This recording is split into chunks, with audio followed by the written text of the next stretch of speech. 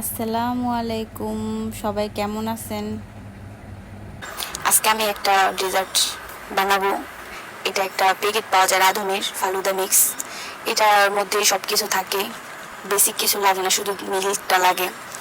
এখানে আমি কড়াইতে আমি এখানে পানি দিয়ে দিছি, তারপরে কালারগুলা একটা একটা করে দিব। প্রথমে আমি গ্রিন কালারটা দিছি, দেওয়ার পরে জিলটা হয়েছে একটু জাল করার পরে পরে আমি একটা বক্সে এটাকে ঠান্ডা হওয়ার জন্য রেখে দিছি। পরে আরেকটা জেল আছে, ওটা আমি নিছি পানি দিয়ে করার জন্য।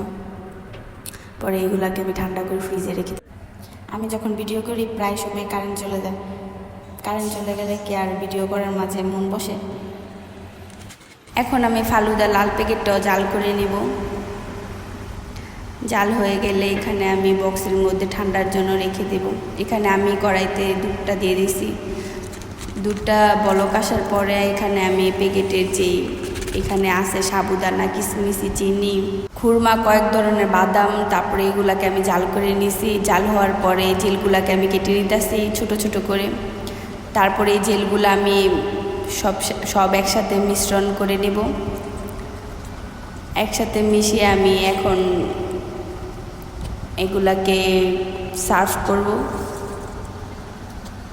দেখতেই পারতেছেন কত লোভনীয় লাগতেছে, আর খেতেও অনেক মজা হয়েছে।